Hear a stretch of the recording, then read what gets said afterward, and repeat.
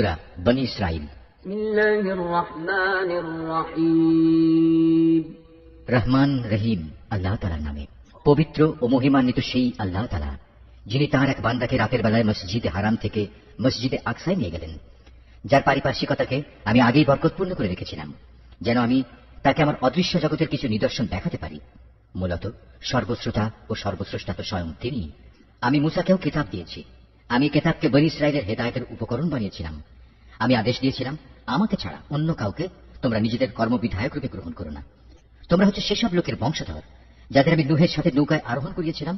অবশ্যই সে ছিল আমার এক কৃতজ্ঞ বান্দা। আমি বনী ইসরাঈলদের প্রতি তাদের কিতাবের মধ্যে এই কথার ঘোষণা দিয়েছিলাম, অবশ্যই তোমরা দুবার আমার জমিনে বিপর্যয় সৃষ্টি করবে এবং মানুষের উপর তখন বড় বেশি বাড়াবাড়ি করবে। অতঃপর এই দুয়ের প্রথমটির নির্ধারিত সময় যখন এসে হাজির হল, তখন তোমাদের বিপর্যয় বন্ধ করার জন্য আমি তোমাদের উপর আমার এমন কিছু বান্দাকে পাঠিয়েছিলাম যারা ছিল বীরত্বের অধিকারী। অতঃপর তারা তোমাদের ঘরে ঘরে প্রবেশ করে সবকিছু তছনছ করে দিয়ে গেল। আর এভাবেই আমার শাস্তির প্রতিশ্রুতি কার্যকর হয়ে থাকে। অতঃপর আমি দুশমনদের উপর বিজয় দিয়ে দ্বিতীয়বার তোমাদের সুদিন ফিরিয়ে দিলাম এবং ধন সম্পদ ও সন্তান সন্ততি দিয়ে তোমাদের আমি সাহায্য করলাম।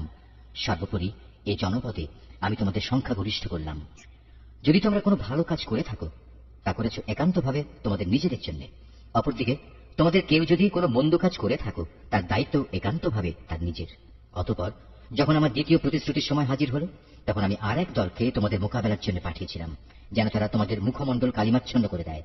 যেমন করে প্রথমবার এ ব্যক্তিরা মসজিদে আকসায় প্রবেশ করেছে এবং এর প্রচুর ক্ষতি সাধন করেছে, আবারও যেন তারা মসজিদে প্রবেশ করতে পারে এবং যে যে জিনিসের উপর তারা অধিকার জমাতে পারে তাই যেন তারা ধ্বংস করে দিতে পারে। সম্ভবত এর মাধ্যমে আল্লাহ তাআলা তোমাদের উপর অনুগ্রহ করবেন। আর তোমরা যদি আবার বিদ্রোহের দিকে ফিরে যাও, তাহলে আমিও আমার শাস্তির পুনরাবৃত্তি করব। আর আমি তো কাফেরদের জন্য জাহান্নামকে তাদের চির কারাগারে পরিণত করে দেখেছি।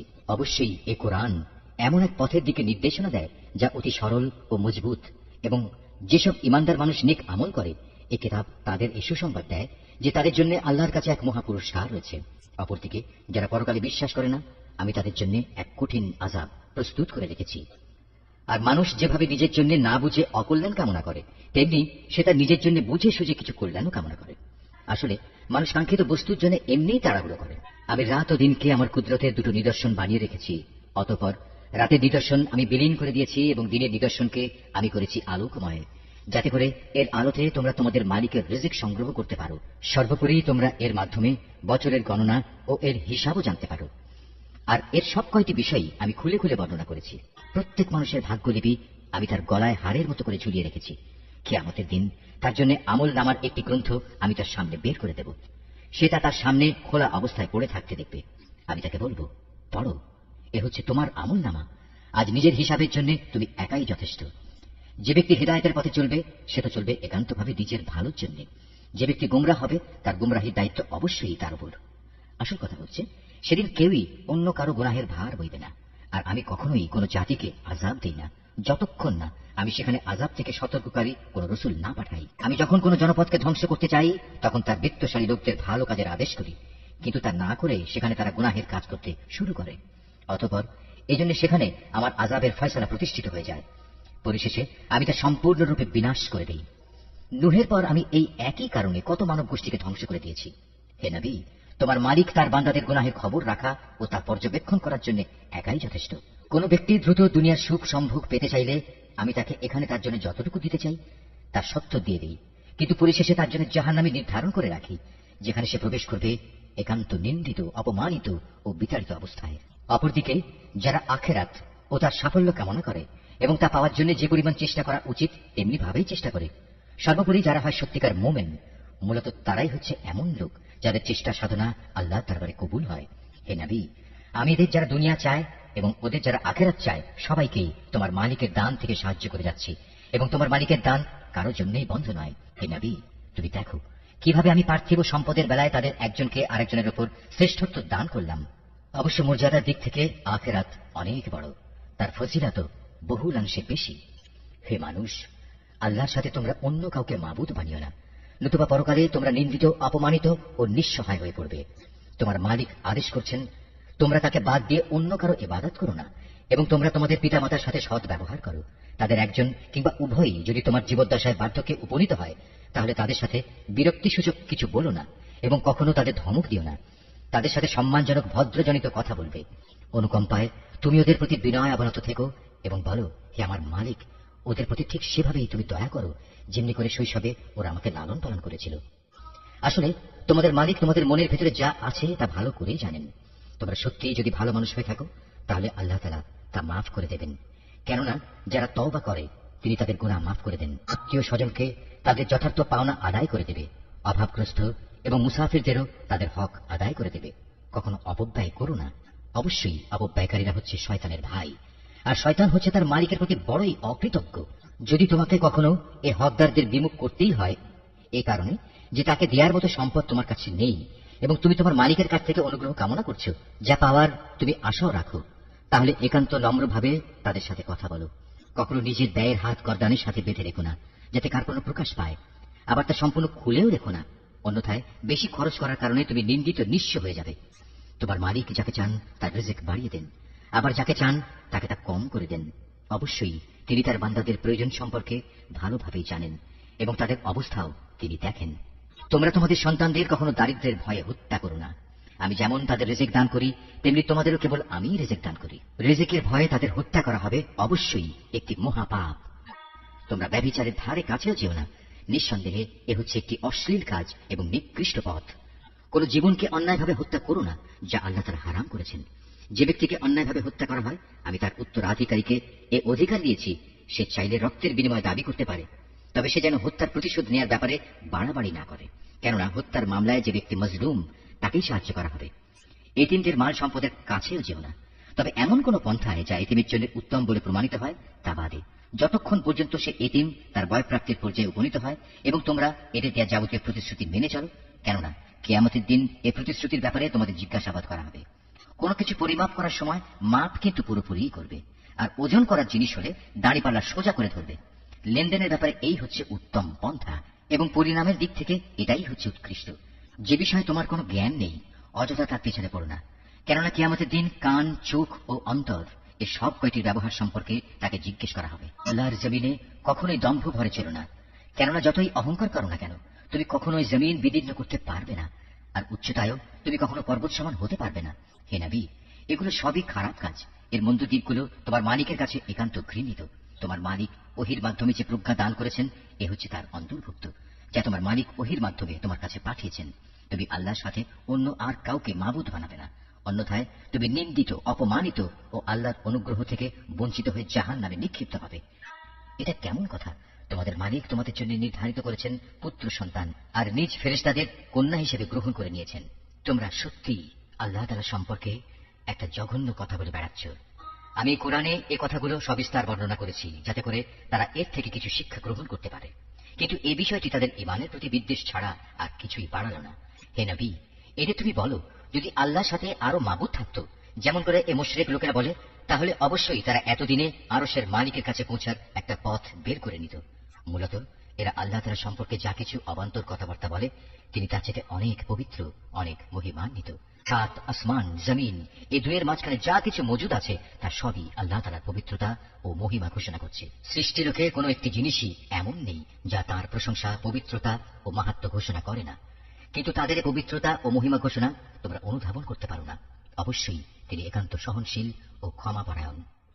আমি কোরআনের মধ্যে মানুষদের বোঝানোর জন্য বহু উপমা দ্বারা হেদায়েতের বাণী বিশদভাবে বর্ণনা করেছি, কিন্তু অধিকাংশ মানুষই তা অমান্য না করে ক্ষান্ত হল না।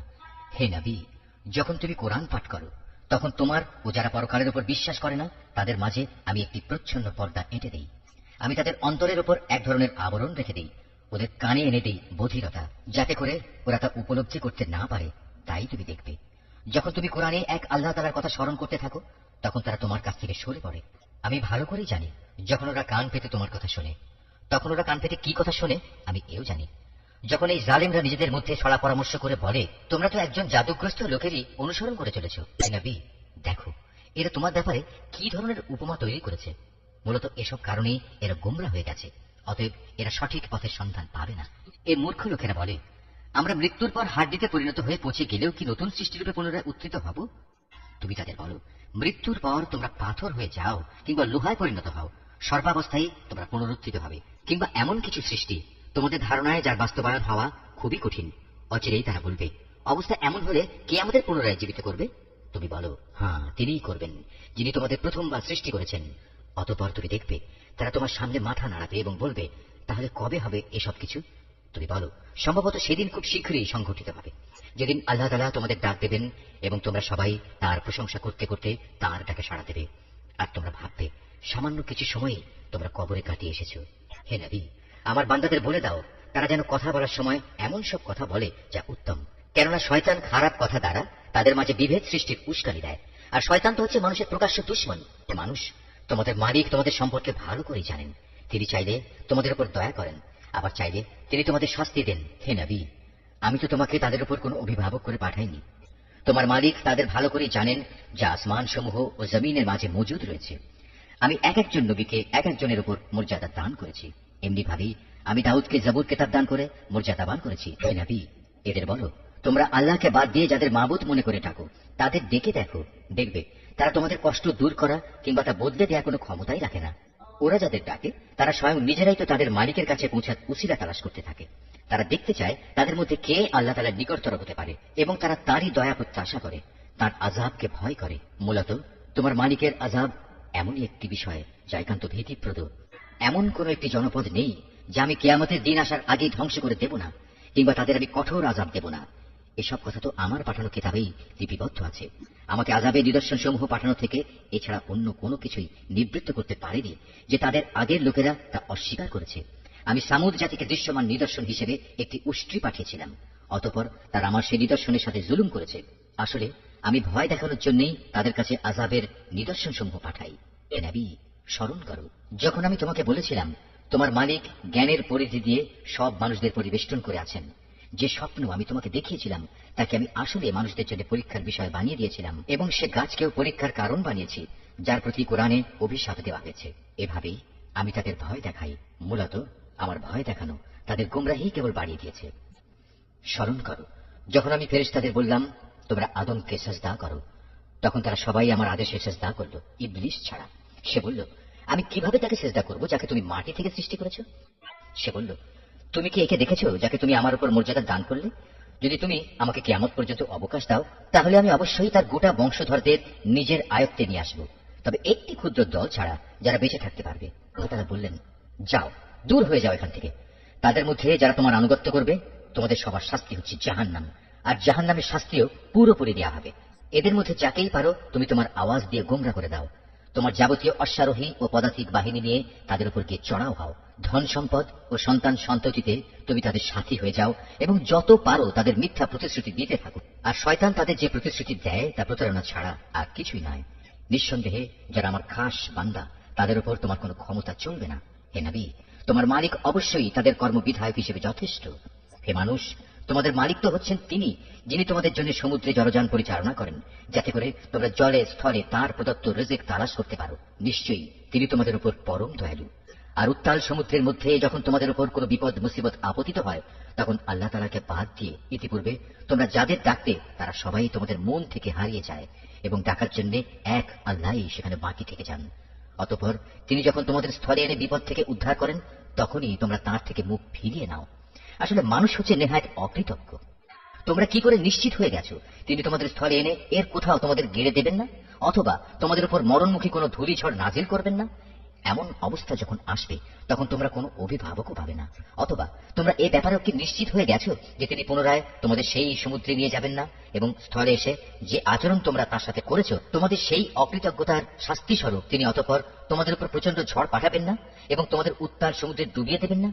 আর এমন অবস্থা দেখা দিলে তোমাদের জন্য সেদিন আমার বিরুদ্ধে কোনো সাহায্যকারী পাবে না। আমি অবশ্যই আদম সন্তানদের মর্যাদা দান করেছি।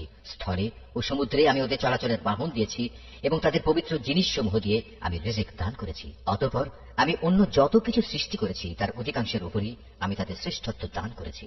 যেদিন আমি প্রত্যেক জাতিকে তাদের নেতাদের সাথে ডাকব, সেদিন যাদের আমলনামা তাদের ডান হাতে দেয়া হবে তারা খুশি হয়ে তা পড়তে শুরু করবে। তাদের উপর সেদিন বিন্দু মাত্র জুলুম করা হবে না।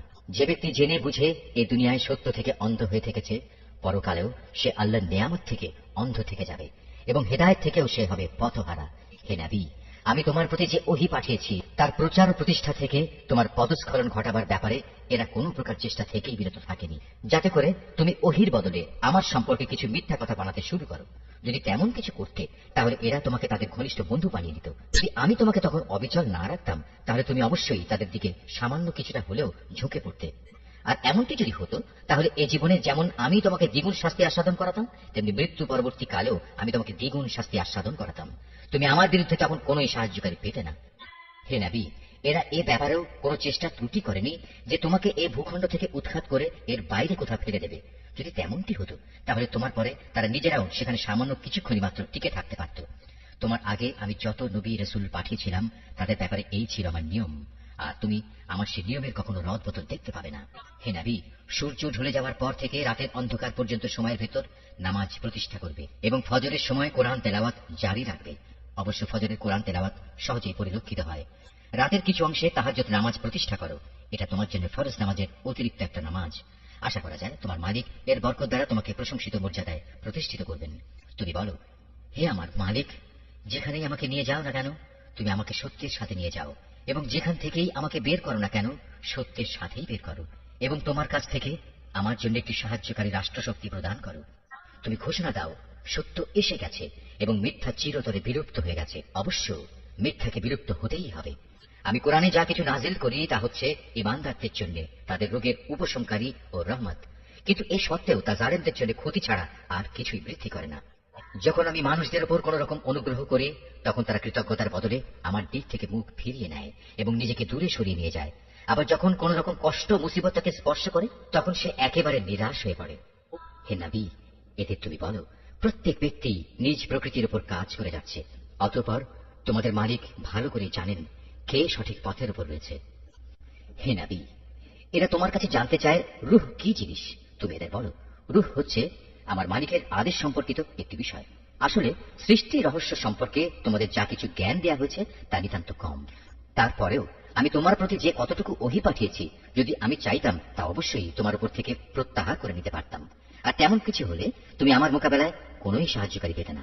কিন্তু এটা হচ্ছে তোমার মালিকের একান্ত দয়া, এতে কোনো সন্দেহ নেই। তোমার উপর তার অনুগ্রহ অনেক বড়। তুমি তাদের এও বলো, যদি সব মানুষ ও জিন এ কাজের জন্য একত্রিত হয় যে তারা এই কোরআনের অনুরূপ কোনো কিছু বানিয়ে আনবে, তাতেও তারা এর মতো কিছু তৈরি করে আনতে পারবে না। যদিও এ ব্যাপারে তারা একে অপরের সাহায্যকারী হয়, তবুও নয়। এরা বলে, কখনোই আমরা তোমার উপর ঈমান আনব না যতক্ষণ না তুমি আমাদের জন্য এই জমিন থেকে এক প্রস্রবণ ধারা প্রবাহিত না করবে, কিংবা তোমার জন্য খেজুরের অথবা আঙুরের একটি বাগান তৈরি হবে এবং তাতে তুমি অসংখ্য নদী নালা বইয়ে দেবে, অথবা যেমন করে তুমি কিয়ামত সম্পর্কে বলো সে অনুযায়ী আসমানকে টুকরো টুকরো করে আমাদের উপর ফেলে দেবে, অথবা স্বয়ং আল্লাহ তাআলা ও তার ফেরেশতাকে আমাদের সামনে এনে দাঁড় করিয়ে দেবে, কিংবা থাকবে তোমার কোনো স্বর্ণ নির্মিত ঘর, অথবা তুমি আরোহণ করবে আসমানে। কিন্তু আমরা তোমার আকাশে চড়ার ঘটনাও বিশ্বাস করব না যতক্ষণ না তুমি সেখান থেকে আমাদের জন্য একটি কিতাব নিয়ে আসবে যা আমরা পড়তে পারবো। হে নবী, তুমি এদের শুধু এটুকু বলো, মহান পবিত্র আমার আল্লাহ তাআলা, আমি তো কেবল তাঁর পক্ষ থেকে একজন মানুষ, একজন রাসূল বই, কিছুই নই। যখনই মানুষদের কাছে আল্লাহ তাআলার কাছ থেকে হেদায়েত আসত তখন তাদের ঈমান আনা থেকে এছাড়া অন্য কোনো জিনিসই বিরত রাখেনি যে তারা বলতো, আল্লাহ তাআলা আমাদের মতো একজন মানুষকে কি নবী করে পাঠালেন? হে নবী, তুমি তাদের বলো, যদি এই জমিনে ফেরেশতারাই বসবাস করত এবং তারা এখানে নিশ্চিন্তভাবে ঘুরে বেড়াত, তাহলে অবশ্যই আমি তাদের জন্য আসমান থেকে কোনো ফেরেশতাকেই নবী করে পাঠাতাম। তুমি বলো, আমার এবং তোমাদের মাঝে আল্লাহ তাআলাই আমি মনে করি সাক্ষী হিসেবে যথেষ্ট। অবশ্যই তিনি তার বান্দাদের সম্পর্কে জানেন, তিনি তাদের সব আচরণও দেখেন। যাকে আল্লাহ তাআলা হেদায়েত দান করেন সেই মূলত হেদায়েত প্রাপ্ত হয়, আর যাকে তিনি গোমরাহ করেন এমন লোকদের হেদায়েত দানের জন্য হে নবী, তুমি আল্লাহ তাআলা ছাড়া আর অন্য কাউকেই সাহায্যকারী পাবে না। এমন সব গোমরাহ লোকদের আমি কিয়ামতের দিন মুখের উপর ভর দিয়ে চলা অবস্থায় একত্রিত করব। এরা তখন হবে অন্ধ, বোবা ও বধির। এদের সবার ঠিকানা হবে জাহান্নাম। যতবার তা স্তীমিত হয়ে আসবে ততবার আমি তাকে তাদের জন্য প্রজ্বলিত করে আরো বাড়িয়ে দেব। এ হচ্ছে তাদের যথার্থ শাস্তি। কেননা তারা আমার আয়াতসমূহকে অস্বীকার করত। তারা আরো বলতো, মৃত্যুর পর যখন আমরা অস্থিতে পরিণত হয়ে যাব ও চূর্ণ বিচূর্ণ হয়ে যাব, তখনও কি আমরা নতুন সৃষ্টিরূপে উত্থিত হব? এই মূর্খ লোকেরা কি ভেবে দেখেনি আল্লাহ তাআলা যিনি আসমান সমূহ ও জমিন পয়দা করেছেন, তিনি এ বিষয়ের উপর ক্ষমতা রাখেন যে তাদের মতো মানুষদের তিনি সৃষ্টি করতে পারেন? দ্বিতীয়বার তাদের পয়দা করার একটি ক্ষণ তিনি তাদের জন্য নির্ধারণ করে রেখেছেন যাতে কোন রকম সন্দেহের অবকাশ নেই। তথাপি এই জালেম লোকেরা সেদিনকে অস্বীকার করেই যাচ্ছে। হে নবী, বলো, আমার মালিকের দয়ার ভান্ডার যদি তোমাদের করায়ত্তে থাকতো তবে তা ব্যয় হয়ে যাবে এ ভয়ে তোমরা তা আঁকড়ে রাখতে চাইতে। আসলে মানুষ স্বভাবগতভাবেই অতিশয় কৃপণ। আমি মূসাকে 9টি স্পষ্ট নিদর্শন দিয়েছিলাম। অতএব হে নবী, তুমি স্বয়ং বনী ইসরায়েলদের কাছে এই কথাটা জিজ্ঞেস করো। যখন সে তাদের কাছে নবী হয়ে এসেছিল তখন ফেরাউন তাকে বলেছিল, হে মূসা, আমি মনে করি তুমি একজন জাদুগ্রস্ত ব্যক্তি। এর জবাবে সে বলেছিল, তুমি এখানে ভালো করে জানো নবুয়তের প্রমাণ সম্বলিত এসব অন্তর্দৃষ্টি সম্পন্ন জ্ঞান আসমান সমূহ ও জমিনের মালিক ছাড়া আর কেউই নাজেল করেননি। হে ফেরাউন, আমি তো মনে করি তুমি সত্যি ধ্বংস হয়ে গেছো। পর সে তাদের এই জমিন থেকে উৎখাত করে দিতে চাইল, কিন্তু আমি তাকে এবং যারা তার সঙ্গী সাথী ছিল তাদের সবাইকে এর নাফরমানির জন্য সমুদ্রে ডুবিয়ে দিয়েছি। অতঃপর আমি বনী ইসরায়েলদের বললাম, এবার তোমরা এই জমিনে নির্বিবাদে বসবাস করো। এরপর যখন আখিরাতের প্রতিশ্রুতির সময় আসবে তখন আমি তোমাদের সবাইকে সংকুচিত করে আমার সামনে নিয়ে আসবো। এই কোরআনকে আমি সত্য বাণী সহকারে নাজিল করেছি, তাই তা সত্য নিয়েই নাজিল হয়েছে। আমি তো তোমাকে কেবল জান্নাতের সুসংবাদদাতা ও জাহান্নামের সতর্ককারী রূপে প্রেরণ করেছি। আমি কোরআনকে ভাগে ভাগে বিভক্ত করে দিয়েছি যাতে করে তুমিও ক্রমে ক্রমে তার মানুষদের সামনে পড়তে পারো, আর এ কারণেই আমি তা পরপর নাজিল করেছি। হে নবী, তুমি বলো, তোমরা এই কোরআনকে মানো কিংবা না মানো, তাতে এর মর্যাদা মোটেই ক্ষুণ্ণ হবে না। যাদের এর আগে আসমানি কিতাবের জ্ঞান দেওয়া হয়েছে তাদের অবস্থা হচ্ছে, যখনই তাদের সামনে এটি পড়া হয় তারা নিজেদের মুখের উপর সাজদায় লুটিয়ে পড়ে।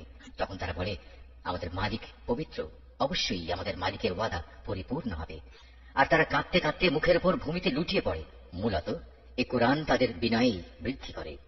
তুমি আরো বলো, তোমরা আল্লাহ তাআলাকে আল্লাহ বলে ডাকো কিংবা রহমান, তোমরা যে নামেই তাকে ডাকো তার সব কটি নামই উত্তম। হে নবী, চিৎকার করে নামাজ পড়ো না, আবার অতিশয় ক্ষীণ ভাবেও নয়, বরং নামাজ পড়ার সময় এ দুয়ের মধ্যবর্তী পন্থা অবলম্বন করো। তুমি আরো বলো, সকল প্রশংসা আল্লাহ তাআলার জন্য, যিনি কখনো কোনো সন্তান গ্রহণ করেননি, তার সার্বভৌমত্বে কারোই কোনো অংশীদারিত্ব নেই। তিনি কখনো দুর্দশাগ্রস্ত হন না যে তার কোনো অভিভাবকের প্রয়োজন হয়। তিনি সব কিছুর ঊর্ধ্বে। তুমি শুধু তাঁরই মাহাত্ম্য ঘোষণা করো, পরমতম